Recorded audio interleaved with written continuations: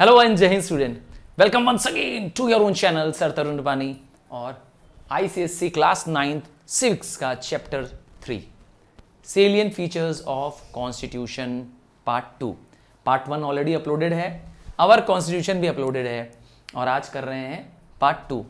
ये फीचर्स मतलब characteristics. Constitution जो कि supreme law of the land होता है, अर्थात एक ऐसा डॉक्यूमेंट जिसमें लिखा है कैसे देश की गवर्नमेंट बनाई जाएगी, how a country is to be governed, कैसे देश के तीनों ऑर्गन्स गवर्नमेंट के लेजिस्लेटिव, जुडिशरी और एग्जीक्यूटिव कैसे चलाए जाएंगे। तो अब हम जानेंगे कुछ फीचर्स पार्ट 2 में। तो डायरेक्टिव प्रिंसिपल, डायरेक्ट करना, हाँ, किसी को निर्देश देना। तो हमारे कॉन्स्टिट्यूशन में लिखा हुआ है डायरेक्टिव प्रिंसिपल्स। ये क्या होते हैं? ये एक तरह के गाइडलाइंस होते हैं। ये बताते हैं कि क्या गवर्नमेंट को फॉलो करना चाहिए देश को चलाने के लिए। मैं अपने मन से कहता हूं, तुम्हारी मम्मी तुम्हें कहती है, हाँ, कुछ गाइडलाइंस देती है, बेटा देखो बड़ों का सम्मान करो, है ना, झूठ मत बोलो बेटा, सच बात बताया करो, कोई प्रॉब्लम हो तो मुझसे शेयर कर लो। क्या है ये?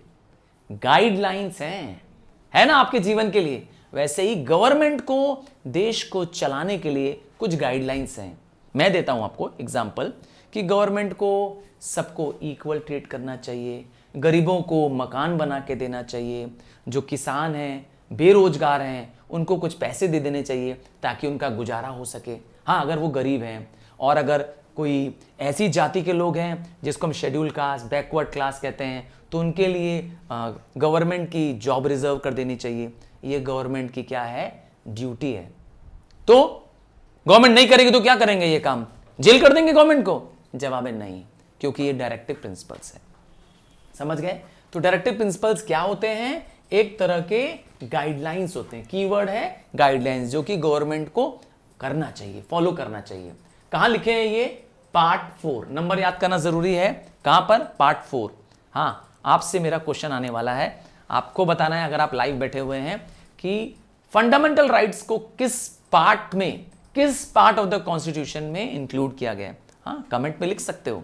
अगर बाद में देख रहे हो तो भी जरूर बताना, in which part of the constitution is fundamental rights included. और अभी चल रहा है डायरेक्टिव प्रिंसिपल्स, तो पार्ट है 4 पार्ट। और डायरेक्टिव प्रिंसिपल्स कोई लॉ नहीं है, कोई कानून नहीं है, ठीक है। डायरेक्टिव प्रिंसिपल्स को आर्टिकल 36 से लेकर के 51 के अंडर में लिखा गया है। याद रखिएगा, हमारे देश में आर्टिकल्स बने हुए हैं, आर्टिकल्स 395 हैं, ठीक है, याद कर लो। शेड्यूल कितने हैं? 8। जब कॉन्स्टिट्यूशन बनाया गया था तब की बात कर रहा हूं मैं। तो क्या है ये डायरेक्टिव प्रिंसिपल्स कानून नहीं है। आप ये मत सोचिए कि ये देश का कानून है, नहीं, ये लॉ का सब्स्टिट्यूट नहीं है, बल्कि ये गवर्नमेंट को डायरेक्शन देता है, दिशा देता है गवर्नमेंट को।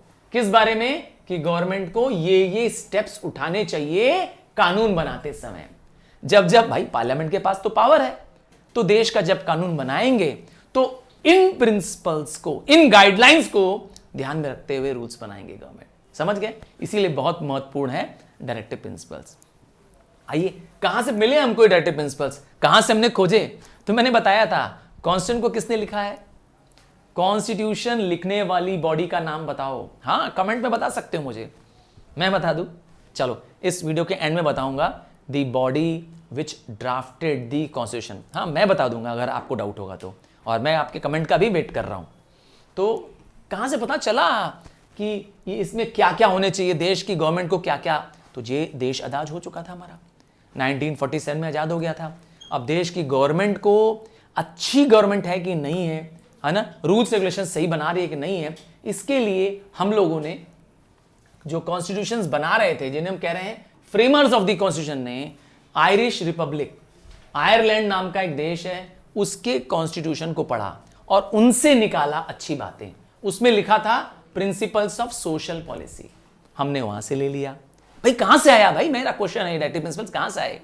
तो हमने एक कानून पढ़ा, declaration of right of man and citizen of revolutionary France, अर्थात फ्रांस के कॉन्स्टिट्यूशन से ले लिया। और कहां से चुराया? गांधी जी के भी खुद के आइडियल्स से विश्वास था। उन्होंने कहा था ना, ahimsa and truth are my God. तो वो आइडियल्स ले लिए। हमने charter of the human rights, जो कि यूएनओ के चार्टर्स होते हैं, इसको फॉलो किया। और हमने किसको फॉलो किया? Universal declaration of human rights. ये भी किसने दिया है? यूनाइटेड नेशन ने। तो जहां जहां से दुनिया में हमें कुछ गाइडलाइंस मिल सकती थी, कुछ सलाह मिल सकती थी कि किस तरीके से देश को अच्छा चलाया जा सकता है, सबके साथ न्याय किया जा सकता है, वहां वहां से हमने क्या किया? अपने कॉन्स्टिट्यूशन में इसको जोड़ दिया। याद रखिएगा, डायरेक्टिव प्रिंसिपल्स जस्टिसिएबल नहीं है। हाँ, अभी बने रहिएगा, पूरा डिटेल भी बताने वाला हूं उसके बारे में। तो क्या इंपॉर्टेंस है डायरेक्टिव प्रिंसिपल्स का? मैंने बताया, फंडामेंटल राइट्स अगर आपको नहीं मिलेंगे तो आप बड़े आराम से कोर्ट में जा सकते हैं, चाहे वो व्यक्ति कोई भी हो जिसने आपके राइट्स छीना है। कोई भी, गवर्नमेंट तक क्यों ना हो, पुलिस वाला भी क्यों ना हो, आप उसके खिलाफ कोर्ट में जा सकते हैं और कोर्ट रिट जारी करेगी। क्या जारी करेगी? WRIT। 5 रिट्स के बारे में हम लोग ने पढ़ा था इससे पहले वाले चैप्टर में।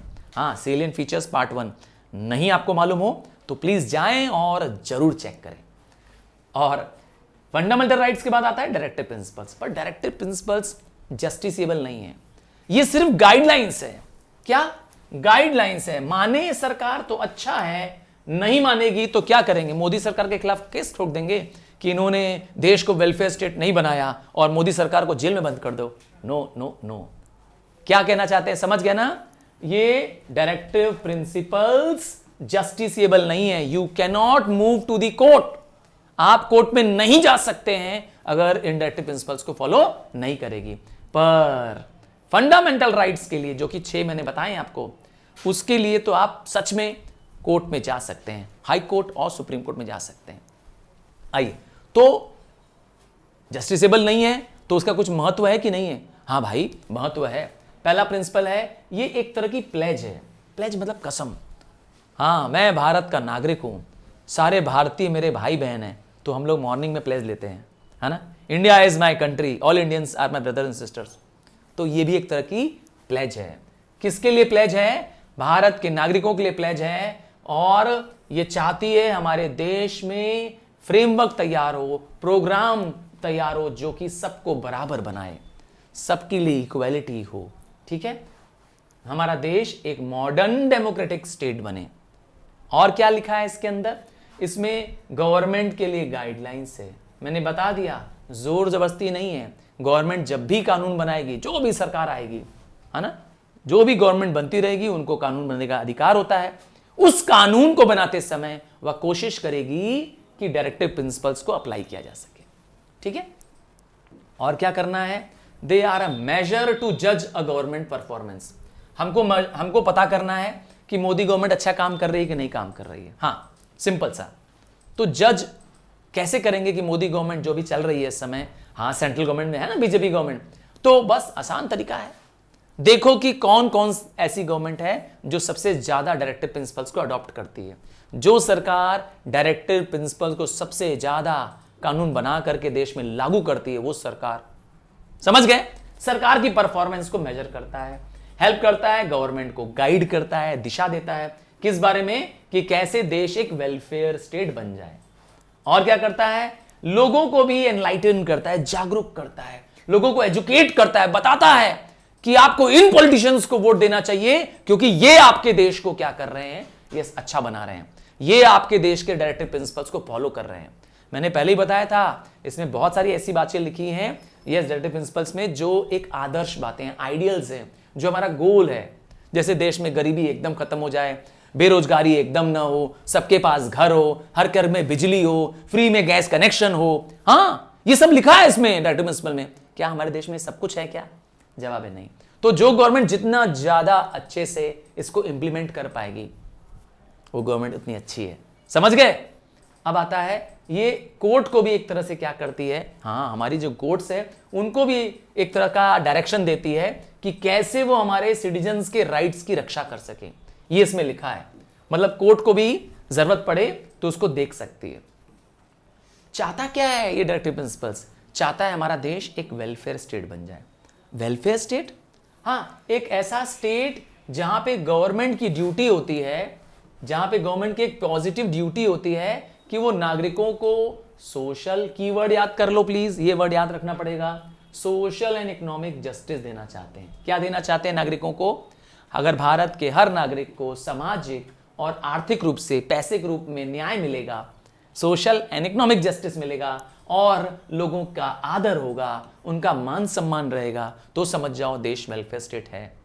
क्या आप बताइए, हम लोग वेलफेयर स्टेट है कि नहीं है? मुझसे पूछ रहे हो? हाँ, इंडिया एक वेलफेयर स्टेट है। हमारे देश में कहीं हो सकता है थोड़ा बहुत 19-20 होगा, बट गवर्नमेंट पूरी कोशिश करती है कि सबको बराबर न्याय मिले। आइए कुछ डायरेक्टिव प्रिंसिपल्स जो दिए गए हैं हमें, उनमें से एक है सोशल इक्वलिटी एंड जस्टिस। हमारी गवर्नमेंट को स्टेप लेना पड़ेगा। जैसे गवर्नमेंट ने सोशल इक्वलिटी लाने के लिए क्या किया है, मैंने बताया था, राइट टू एजुकेशन नाम का कानून बनाया है गवर्नमेंट ने। यह कानून क्या करता है? कंपलसरी करता है। मैंडेटरी मतलब कंपलसरी है, बच्चों को फ्री पढ़ाना। 14 साल तक के बच्चों को, 6 से 14 साल के बच्चों को फ्री है पढ़ाना, फ्री एजुकेशन जी। इवन प्राइवेट में भी, सरकारी में नहीं, प्राइवेट में भी। और गवर्नमेंट इन बच्चों को स्कॉलरशिप्स देती है जो कम से कम कमजोर फैमिली के बच्चे होते हैं। क्या आपने नवोदय स्कूल के बारे में सुना है क्या? चलो थोड़ा मैं बताता हूं उसके बारे में। ये गवर्नमेंट स्कूल्स होते हैं, ये फुल्ली रेसिडेंशियल स्कूल्स होते हैं। थोड़ा पता करिएगा आप लोग भी। क्या नाम बताया? नवोदय स्कूल। इस एग्जाम्पल को बता रहा हूं। यहां पे गांव के गरीब घर के बच्चे जो इकोनॉमिकली बैकवर्ड, उनको फ्री पढ़ाया जाता है, फ्री लिखाया जाता है और फ्री रेसिडेंस भी दिया जाता है। जी हां, सब कुछ फ्री। पर याद रखिएगा, इसका एग्जाम होता है, उस बच्चे को क्वालिफाई करना पड़ता है। तो क्या कर रही है सरकार? देखा ना, ऐसे बहुत सारे कदम उठा रही है सरकार। जो 5 ईयर प्लान्स बनाती है, उसमें भी ये देखती है कि कैसे गरीब लोगों का, समाज के वीकर सेक्शंस का, पुअर सेक्शंस का भला किया जा सके। हमारे देश में अनटचेबिलिटी को भी बैन कर दिया गया है। आप किसी भी रूप में किसी को अछूत, दलित या लोअर कास्ट का व्यक्ति कह करके उसका असम्मान नहीं कर सकते। किसी भी रूप में अनटचेबिलिटी अलाउड नहीं है। अगर आपने किया, किसी ने भी किया, जेल है, पता है कि नहीं? हाँ, हरिजन एक्ट नाम का कानून है, उसमें जेल हो जाएगी। और क्या करना है? गवर्नमेंट ने क्या अच्छा काम किया इक्वलिटी लाने के लिए? याद है ना, सरकार ने 10% रिजर्वेशन दे दिया है ईडब्ल्यूएस को। अब आप किसी भी जाति के हो, अगर आप ईडब्ल्यूएस, क्या वर्ड होता है?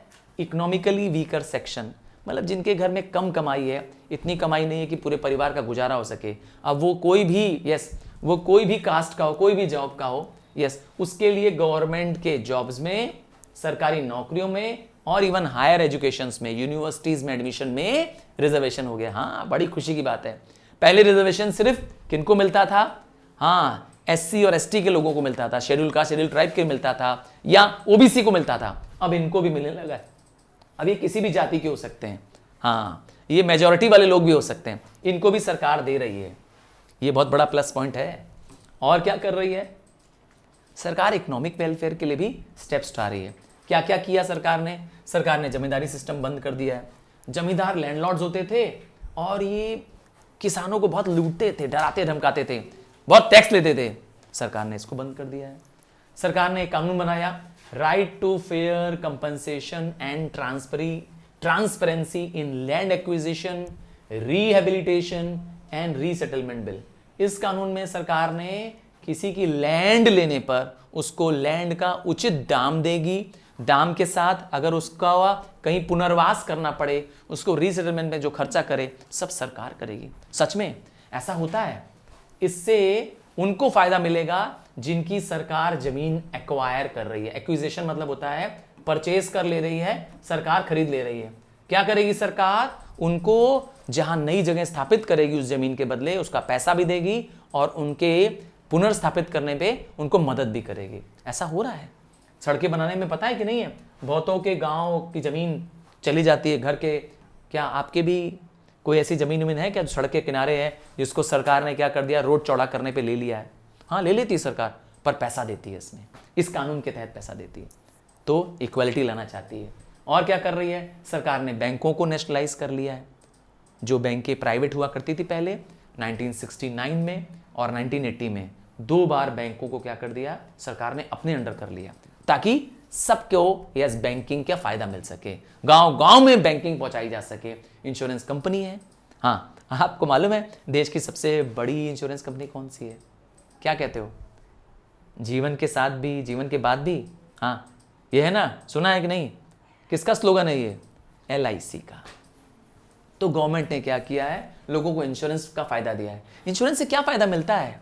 अरे भाई, किसी के घर में कोई घटना घट जाए, किसी के फादर चले जाए, मर जाएं, तो उनका घर कैसे चलेगा? तो ये इंश्योरेंस कंपनी उनको मदद करती है, उनको फाइनेंस देती है। ठीक है।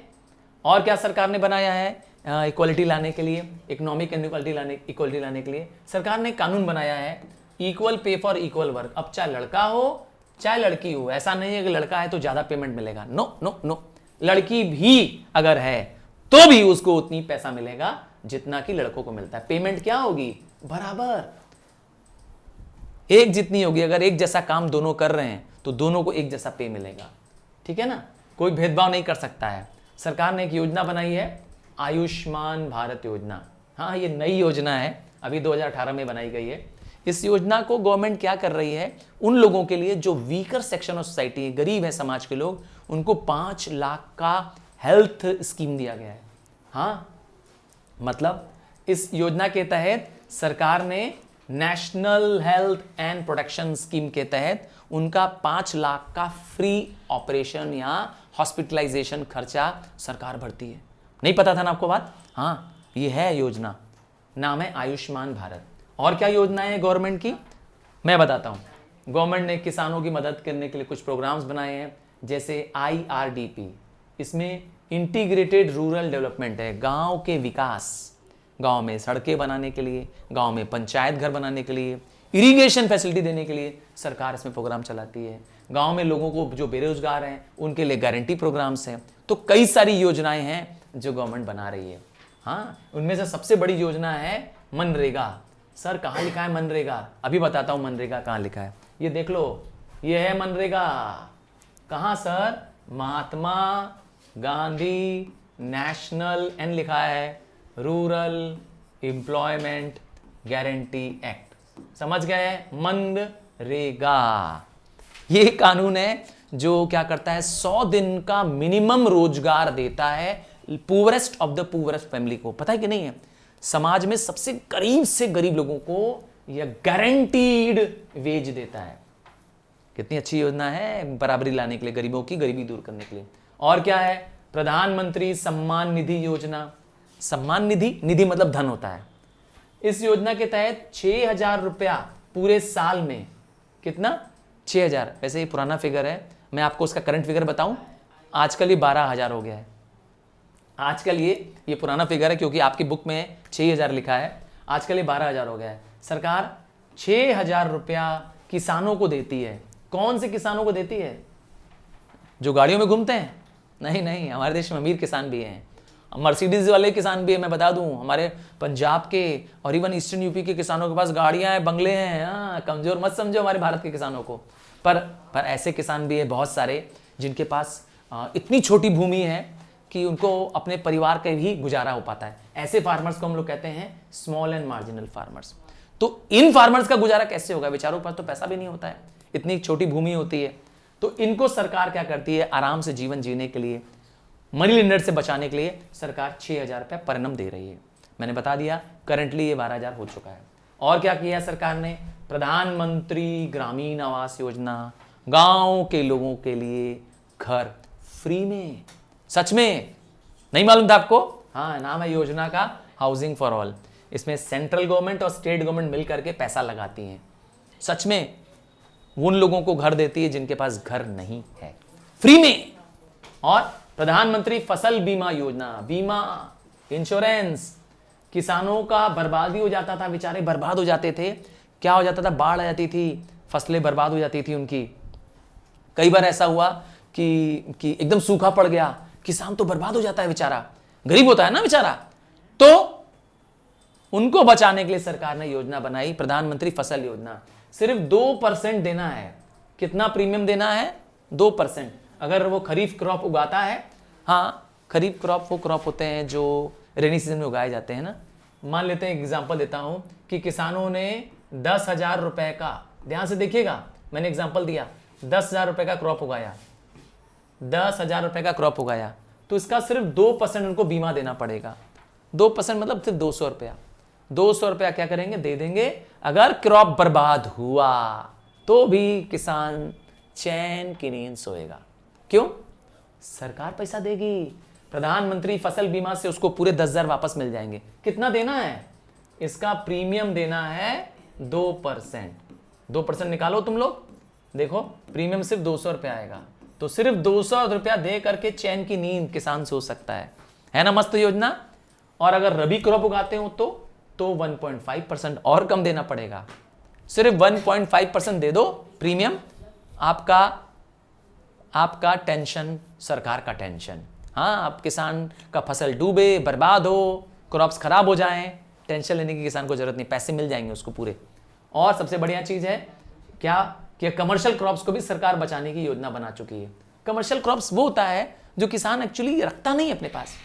मैं एग्जांपल दूं, जूट का एग्जांपल, हाँ, फाइबर के क्रॉप्स, राइस बेचने वाला, आजकल किसान राइस उगा करके बड़ी क्वांटिटी में शुगर केन बेच रहा है, कमर्शियल क्रॉप्स है, ठीक है। हालांकि राइस जो है स्टेपल क्रॉप भी है हमारा। तो इस तरीके के क्रॉप्स को सरकार 5% बीमा पे क्या करती है, पेमेंट कर देती है। आइए कुछ और एग्जाम्पल पढ़ें। सरकार ने डायरेक्टिव प्रिंसिपल्स में कुछ पॉलिटिकल, कुछ एडमिनिस्ट्रेटिव और लीगल राइट्स भी दिए हैं। जैसे हमारे देश में पंचायती राज सिस्टम बना दिया गया है, मालूम है कि नहीं है? हर गांव में पंचायत है और ये पंचायत क्या करती है, गांव की सारी समस्या गांव में ही निपटा देती है। गांव के ही मेंबर अपने लीडर्स को चुनते हैं, अपने लीडर्स को, जिनको कहते हैं हेडमैन। हाँ, हेडमैन समझ गए ना, जो पंचायत चलाते हैं गांव की। इसमें सारे गांव वाले इकट्ठे होते हैं, गांव की कोई समस्या है, गांव में नहर नहीं है, गांव में पानी की समस्या है, बिजली की समस्या है, पंचायती राज, एक तरह से लोकल सेल्फ गवर्नमेंट। और क्या है, हम लोग भारत में जो है कानून को फॉलो करने की पूरी आदत है। हम लोग इंटरनेशनल लॉज का भी पालन करते हैं। एंड लास्ट में हम चाहते हैं कि दुनिया में क्या हो, यस, आर्म्स न हो, हथियार न हो। आइए इसके लिए कुछ फॉरेन राइट्स भी बताते हैं। ये हमारी कुछ फॉरेन पॉलिसी है। हाँ, हम लोग ने डायरेक्टिव प्रिंसिपल में इसको भी लेकर रखा हुआ है। जैसे हम लोग चाहते हैं कि पूरी दुनिया में पीस एंड सिक्योरिटी मेंटेन रहे, इसीलिए हम यूएन का साथ देते हैं। जहाँ पर कॉलोनिज्म होता है, जहाँ पे डिस्क्रिमिनेशन होता है, हम लोग उसका विरोध करते हैं। आपको पता है हमने अपार्थाइड का विरोध किया। एग्जाम्पल दूं, साउथ अफ्रीका का विरोध किया हमने, जब साउथ अफ्रीका में ब्लैक्स एंड वाइट्स पे अत्याचार हुआ। तो हम लोग करते हैं, इंडिया करती है। इंडिया फॉरेन लॉज को, इंटरनेशनल लॉज को मानती है। जो भी इंटरनेशनल नियम कानून बने हैं, भारत उसका पूरा सम्मान करता है। ये हमारी फॉरेन पॉलिसी है। And last but not the least, हम लोग डिसआर्मामेंट में बिलीव करते हैं। हथियारों की दौड़ मत लगाओ, ठीक है। खूब सारे हथियार बनाएंगे तो दुनिया एक तबाह बन जाएगी। तो समझ में आ गया होगा, तो थैंक यू करना हूँ। अगर सब्सक्राइब नहीं किया तो सब्सक्राइब कर लेना। नोट्स के लिए क्या करना पड़ेगा, डिस्क्रिप्शन में दिए राइजिंग स्टार ग्रुप को ज्वाइन करना पड़ेगा। सो बाय फ्रॉम नाउ।